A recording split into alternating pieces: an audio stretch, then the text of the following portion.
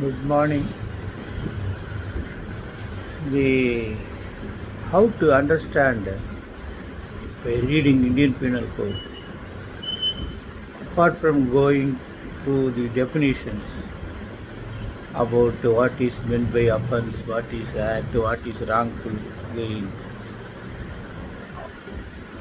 you should concentrate that the Indian Penal Code was drafted in such a way that the offences were categorized by headings, like offences against the state, offences against government securities like minting coins, etc., offences against human body, offences against the documents, offences of breach of trust, etc., then libel, defamatory, like that. The Indian Penal Code is chapterized. Apart from that, you should concentrate that there may be a definition class on every chapter.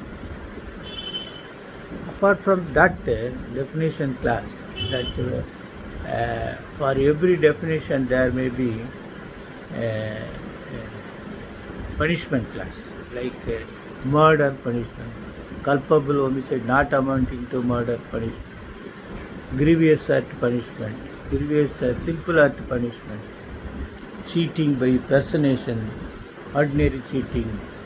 For all that, definition class will be there. Next to there will be a punishment class. Right? But at the same time, you should also concentrate to read that.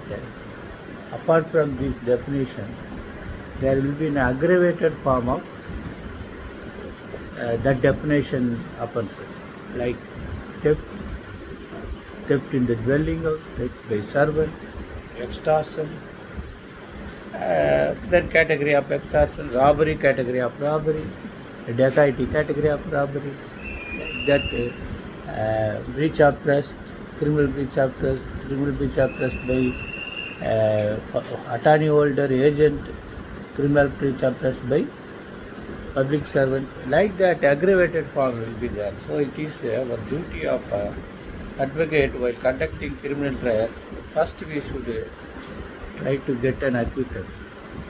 If there are eyewitnesses and valid strong evidences are there, then we should try to diminish the gravity of offence from graver gravity to lesser gravity. And that particularly a prominent part played by the defense counsels whenever a charge under section 302 is framed. We would like to bring that charge 302 to a diminished value of offences, like 304 part 1, 304 part 2, if possible 324, 326. It depends upon the facts of the case, each case, and it is our argument and persuasion of the court. In a given case, a fantastic case, normally AR 2021 939, Kokan alias Kokan Viswas versus State of Chhattisgarh. This case, murder or culpable homicide not amounting to murder. Appreciation of evidence. Accused allegedly quarreled with deceased regarding money and pushed him down and stood up on his abdomen, resulting into internal injuries. The deceased admitted to the hospital and died during treatment after 3 days of incident due to septicemia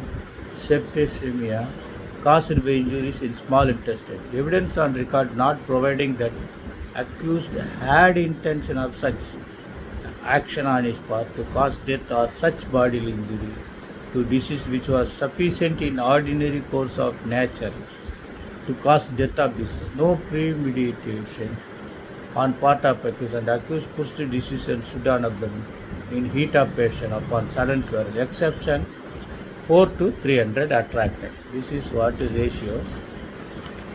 The Supreme Court has categorically held what had happened on 8/8/2006. he called with him and pushed him down and stood upon his head. And he was taken to hospital only next day 6:30 p.m. after feeling some stomach pain. Then went to hospital and died. So they say it is not. Then they followed Sanjay versus State of UP, AR 2016 SC 282, wherein there was an alter of conviction on section 304 part 1. They have discussed about section 300, 299 and 300. 299 is definition for culpable homicide. 300 for murder not amounting to murder, culpable homicide amounting to murder, and 304 culpable homicide not amounting to murder. So they have deeply discussed about the exceptions. They simply say 300 of the IPC is in two parts. The first part is when culpable homicide can be said to be murder, and the second part is the exception. So we have always tried to bring these facts to be fit within the exception. Section 4 exception says culpable homicide is not a murder if it is committed without premeditation, in a sudden fight in the heat of passion, upon sudden quarrel, or without the offender having taken undue advantage or acted in a cruel or unusual manner. So then that will amount to 300 part 1. Here they have they altered the sentence and released him by periodly already undergone because he was languishing in prison. So this is way we have to and the question of framing of charge arises if the accused is framed charges for graver offence. The court can convict him under lesser defined offence in the same chapter. But if the charges are framed for lesser graver offence, the court cannot convict him in a higher degree of gravity of offence. Then they have to frame additional charge. If suppose the court has to punish him in entirely different distinguished offence, not within the chapter, then they have to frame additional charges. Once additional charges are framed, then there shall be an opportunity of cross-examination, chief examination, further class, further chief. All these things are most important in defending the cases or conducting the cases. So those who are pursuing for aspiring for district judges, they should concentrate on all these arena. So kindly go through the offences by chapter wise. First go through chapter wise, then go through definition class. You see, for hurt, there may be simple hurt 323, simple hurt by a sharp-edged weapon or heat substance 324, grievous hurt by 325, then 326 grievous hurt by sharp-edged weapon or heat substance. Then grievous hurt or simple hurt by sudden provocation, that which is available under 304. But there is no definition for simple hurt, there is only definition for grievous hurt under 320 IPC. There are certain scheduled cases where the hurt may be considered as a grievous hurt. That you have to go through that.